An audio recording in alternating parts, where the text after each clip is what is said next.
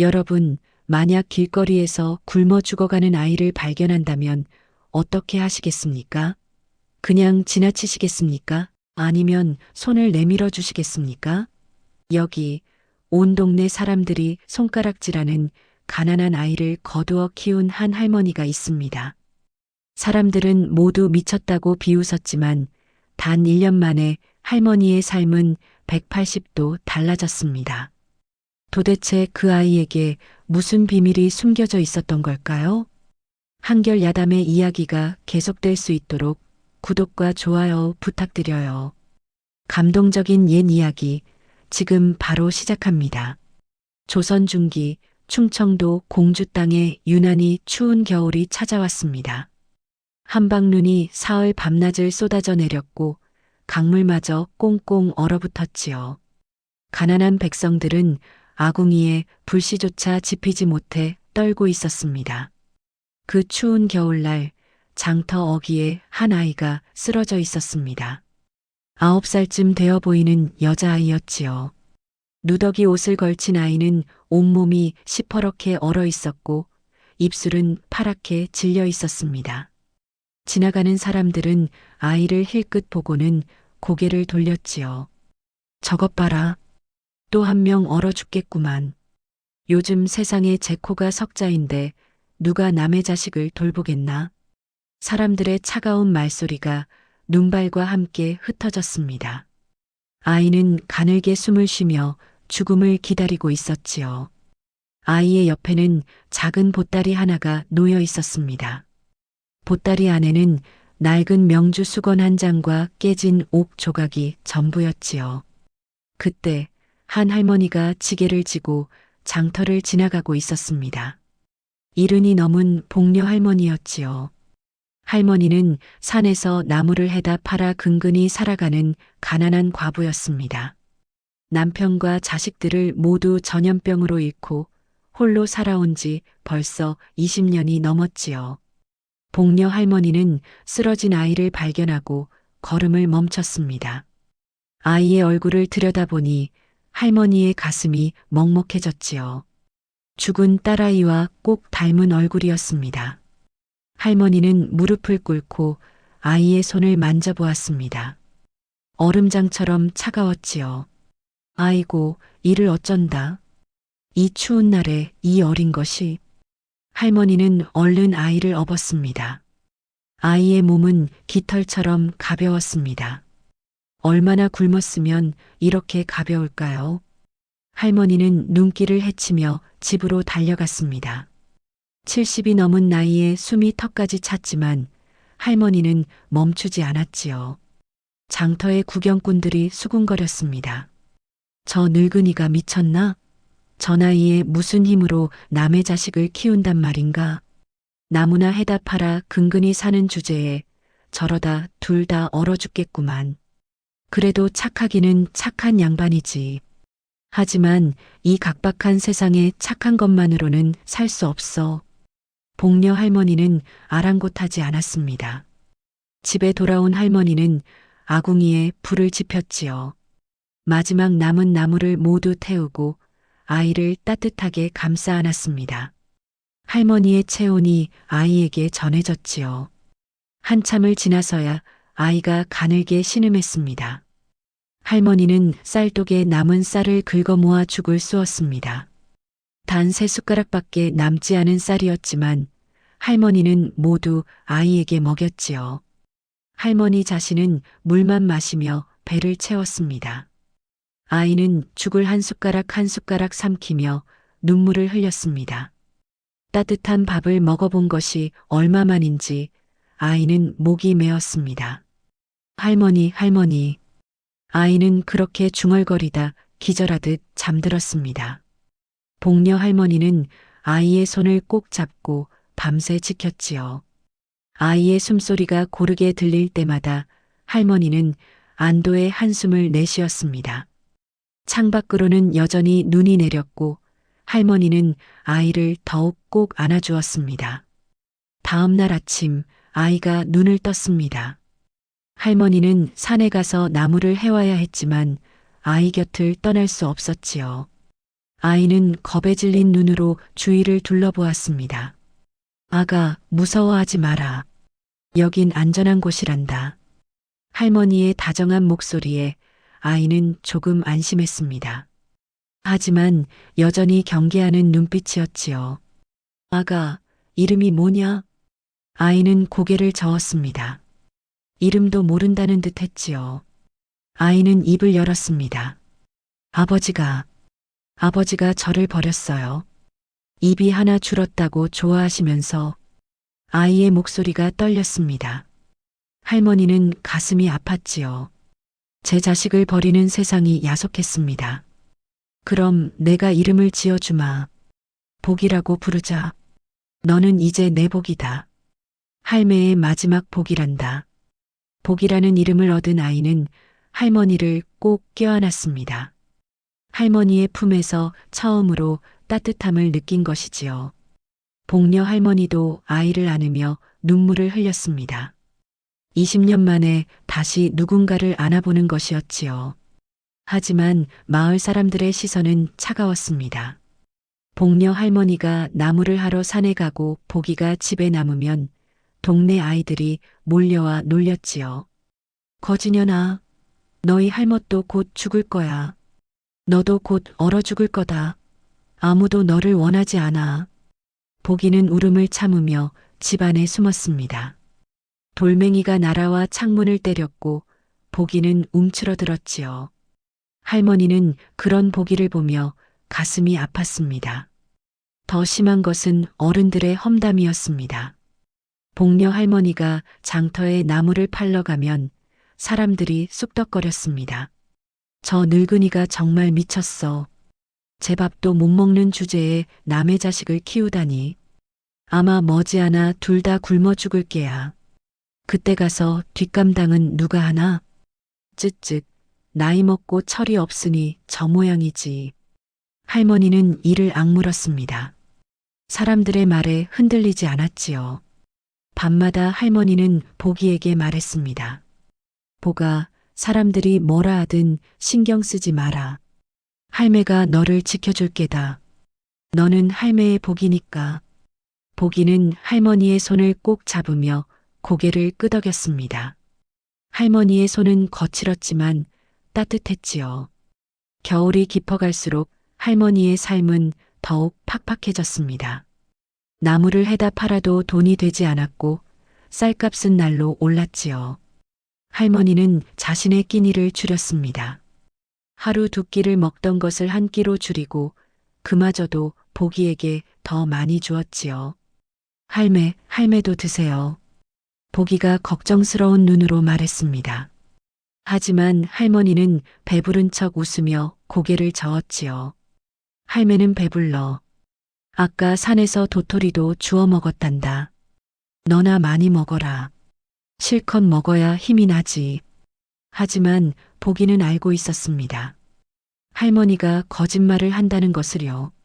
보기는 몰래 자신의 밥을 남겨두었다가 할머니가 안 볼 때 할머니 밥그릇에 덜어놓곤 했습니다. 할머니의 몸은 날로 야위어 갔습니다. 손등의 핏줄이 그대로 드러났고 뺨은 푹 꺼졌지요. 하지만 할머니는 산에 나무를 하러 가는 것을 멈추지 않았습니다.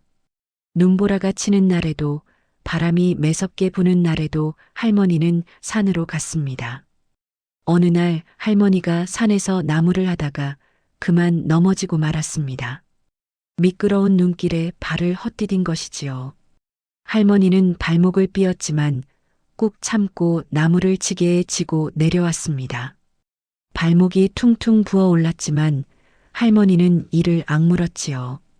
집에 돌아온 할머니를 본 보기는 깜짝 놀랐습니다.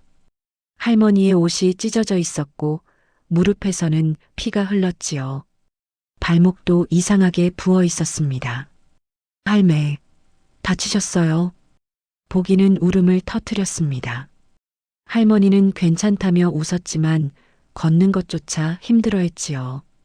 보기는 물을 대어 할머니의 상처를 닦아주었습니다. 어린 손이었지만 정성스러웠지요.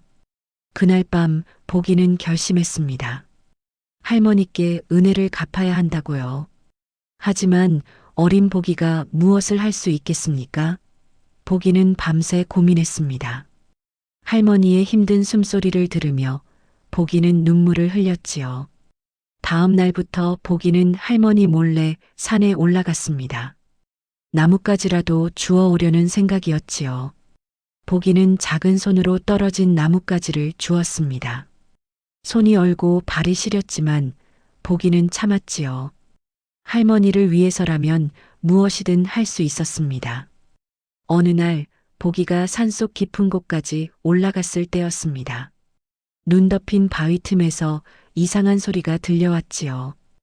기룩, 기룩. 보기가 조심스럽게 다가가 보니 작은 학 한 마리가 바위에 다리가 끼어 꼼짝 못하고 있었습니다. 하얀 깃털을 가진 아름다운 학이었지요. 학의 다리에서는 피가 흘렀습니다. 학은 보기를 보자 더욱 발버둥 쳤지만 바위는 꼼짝도 하지 않았습니다. 아파? 괜찮아. 내가 도와줄게. 보기는 얼른 바위를 치우려 했습니다. 하지만 어린아이의 힘으로는 역부족이었지요. 보기는 주변에서 나뭇가지를 찾아 지렛대를 만들었습니다. 있는 힘을 다해 바위를 들어 올렸지요. 손에서 피가 났지만 보기는 멈추지 않았습니다. 마침내 바위가 움직였고 학은 자유로워졌습니다. 하지만 학은 날아오르지 못했지요. 다리를 다쳐서였습니다. 학은 보기를 쳐다보았습니다. 그 눈빛에는 감사함이 가득했지요. 보기는 자신의 저고리를 찢어 학의 다리를 감싸주었습니다. 그리고 학을 품에 안고 집으로 돌아왔지요. 학은 보기의 품에서 온순하게 안겨 있었습니다. 할머니는 보기가 학을 데려온 것을 보고 놀랐습니다. 아이고, 이 학을 어디서 데려왔니? 산에서 다쳤어요. 제가 돌봐줄게요. 할매처럼요. 보기의 말에 할머니는 가슴이 뭉클했습니다. 자신이 보기를 구한 것처럼 보기도 학을 구한 것이지요. 할머니는 한숨을 쉬었지만 보기의 마음을 알았기에 말리지 않았습니다. 두 사람은 학에게 물을 주고 먹이를 구해 주었지요. 할머니는 귀한 쌀로 미음을 쑤어 학에게 먹였습니다. 며칠이 지나자 학의 다리가 나았습니다. 학은 보기 곁을 떠나지 않고 따라다녔지요. 보기가 나무를 주우러 가면 학도 따라갔고 보기가 물을 기르러 가면 학도 함께했습니다. 밤이 되면 학은 보기의 방문 앞에서 잠을 잤지요. 마을 사람들은 신기하다는 듯 보기와 학을 쳐다보았습니다. 저 아이가 학을 부린다니 이상한 일도 다 있네. 필시 무슨 요사스러운 일이 있을 게야. 저 학이 범상치 않아 보여. 하지만 보기는 신경 쓰지 않았습니다. 학은 보기의 유일한 친구가 되었지요. 보기는 학에게 말을 걸었고 학은 고개를 끄덕이며 대답하는 듯 했습니다. 어느 날 밤 보기가 잠들어 있을 때였습니다. 학이 보기의 방에 들어와 날개를 펼쳤지요. 그러자 신비로운 일이 벌어졌습니다. 학의 몸에서 은은한 빛이 나오더니 아름다운 처녀로 변했습니다. 하얀 옷을 입은 처녀는 보기를 내려다보며 미소 지었지요. 처녀의 얼굴은 달빛처럼 아름다웠습니다. 착한 아이로구나. 나를 구해준 은혜를 갚아야지. 처녀는 배틀 앞에 앉았습니다. 그리고 밤새 배를 짰지요. 달빛이 비치는 방 안에서 배틀 소리만이 규칙적으로 울렸습니다. 처녀의 손놀림은 신비로웠고 배틀에서는 금빛 실이 흘러나왔습니다. 다음 날 아침 보기가 눈을 뜨니 방 한쪽에 아름다운 비단 한 필이 놓여 있었습니다. 보기는 깜짝 놀랐지요. 비단은 무지갯빛으로 빛났고 만지면 구름처럼 부드러웠습니다. 학은 여전히 보기 곁에서 자고 있었습니다. 할매, 할매. 보기는 할머니를 불렀습니다. 할머니도 비단을 보고 놀라움을 감추지 못했지요. 이 비단은 어디서 온 것이냐? 모르겠어요. 아침에 일어나니 여기 있었어요. 할머니는 비단을 만져보았습니다. 손에 닿는 느낌이 마치 구름 같았지요. 이렇게 고운 비단은 본 적이 없었습니다. 햇빛에 비추니 7가지 색깔로 빛났습니다. 이 비단을 팔면 한동안은 굶지 않아도 되겠구나. 할머니는 비단을 가지고 장터로 갔습니다. 장터의 비단 장수는 비단을 보자마자 눈이 휘둥그레졌지요. 이것이 어디서 난 비단이요? 왕실에 바치는 것보다 더 고운 비단이군요. 이런 비단은 생전 처음 봅니다. 비단 장수는 큰 돈을 주고 비단을 샀습니다. 할머니는 생전 처음 만져보는 큰 돈을 받았지요. 손이 떨렸습니다. 집으로 돌아온 할머니는 쌀을 사고 보기에게 새 옷도 지어주었습니다.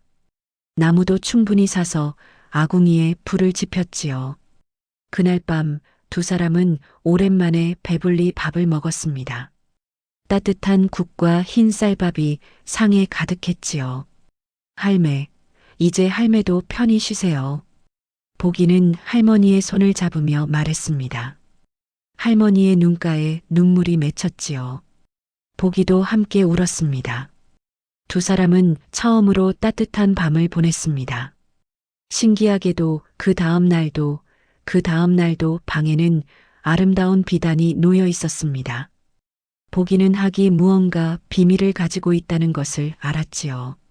하지만 보기는 학을 의심하지 않았습니다. 학은 은혜를 갚고 있는 것이었으니까요. 할머니는 비단을 팔아 돈을 모았습니다. 더 이상 산에 나무를 하러 가지 않아도 되었지요. 할머니의 상처난 손도 조금씩 나아갔습니다. 부은 발목도 치료를 받았지요. 소문은 금방 퍼졌습니다. 가난하던 복녀 할머니가 갑자기 부자가 되었다는 소문이 온 마을에 퍼졌지요. 사람들은 할머니의 집 앞을 지나며 수군거렸습니다. 대체 무슨 일이지? 가난뱅이가 갑자기 부자가 되다니. 필시 보물이라도 캔 게 아닐까? 사람들의 태도가 달라지기 시작했습니다. 예전에 할머니를 비웃던 사람들이 이제는 좋은 말로 다가왔지요. 복녀 할머니, 그 비단이 어디서 나는 것이오? 우리도 좀 알려주시오. 비결이 뭐요? 우리도 좀 가르쳐 주시옵소서.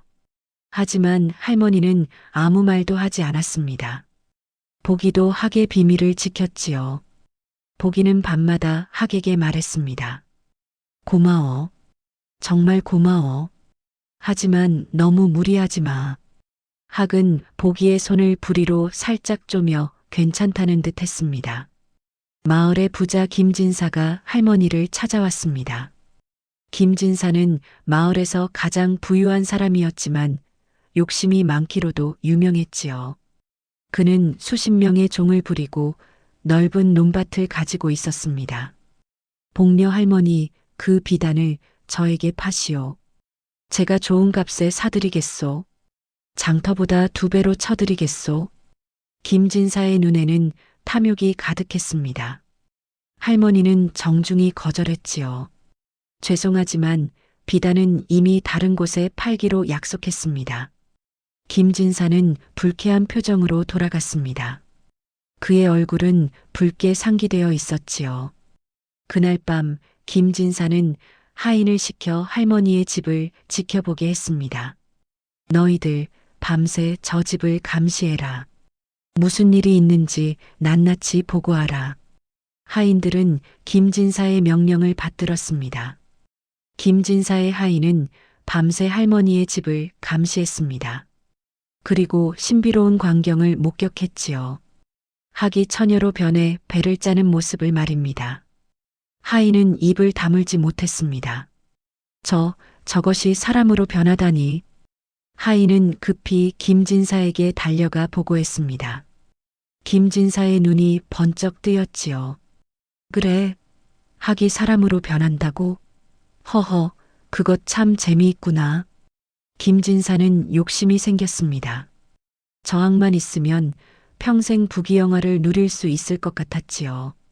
김진사는 밤새 계획을 세웠습니다.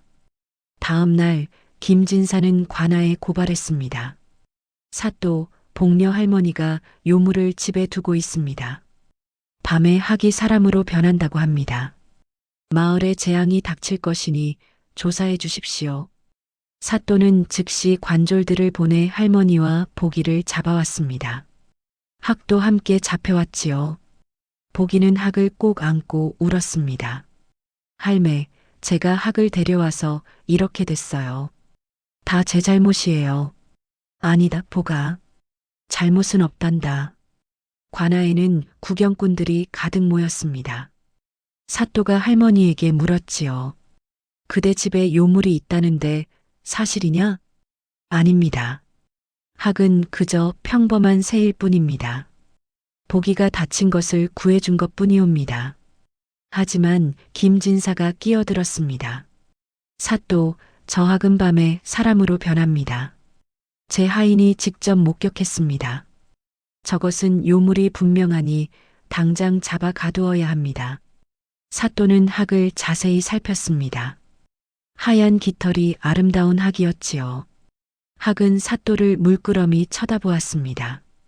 그때 보기가 앞으로 나섰습니다. 어린 보기의 목소리가 관아에 울려 퍼졌지요. 사또님, 이 학은 제가 산에서 구한 학입니다.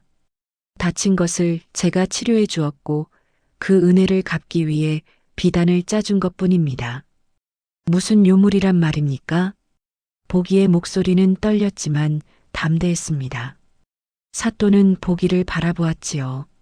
어린아이의 눈에서 진심을 보았습니다. 사또는 한참을 생각하다가 입을 열었습니다. 학이 사람을 돕는다면 그것이 어찌 요물이겠는가? 은혜를 아는 짐승이 사람만 못한 사람보다 낫지 않겠는가? 사또의 말에 구경꾼들이 술렁였습니다.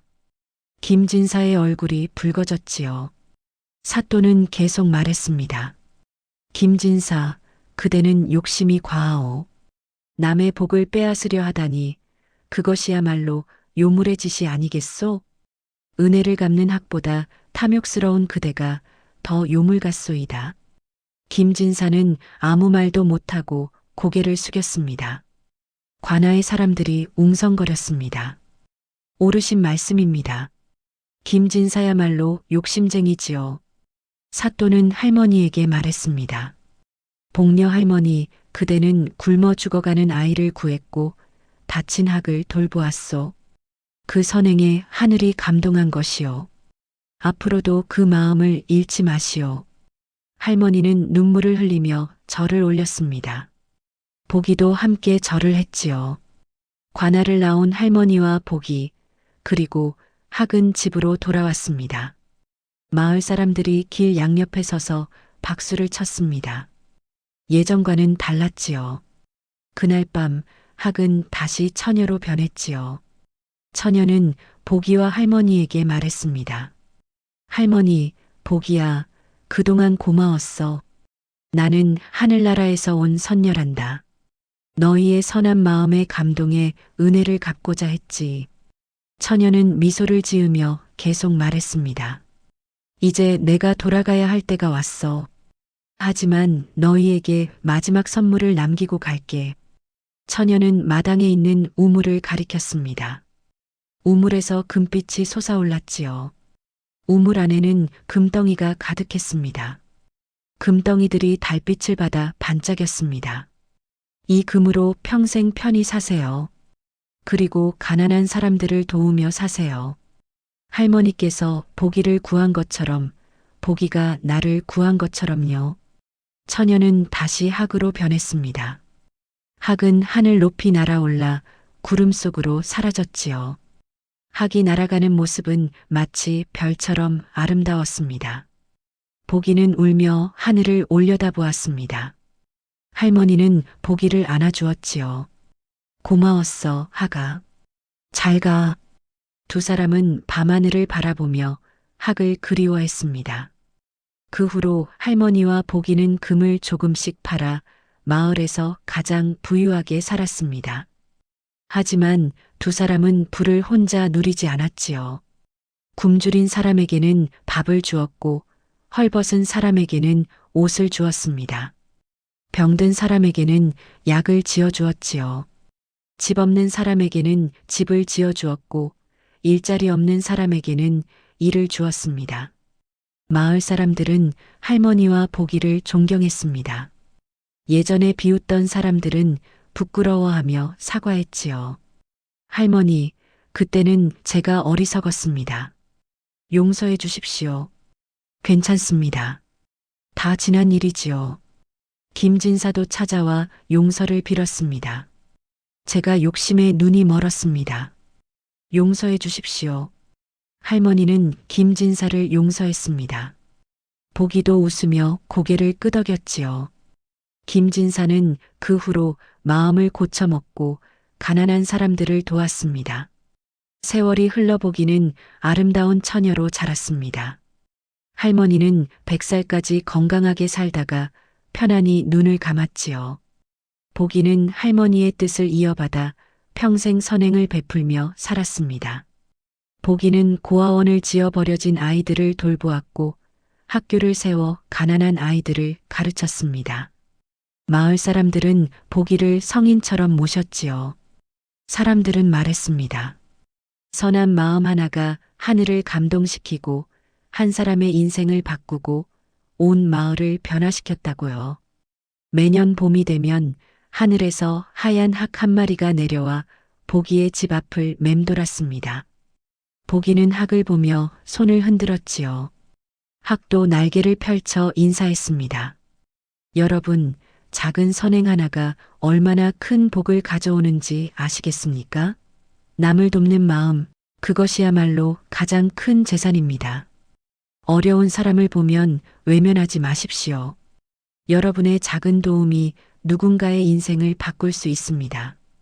복녀 할머니처럼, 보기처럼 말입니다. 오늘 이야기가 마음에 드셨다면 구독과 좋아요 부탁드립니다. 다음에도 더 좋은 이야기로 찾아뵙겠습니다. 건강하시고 행복하세요.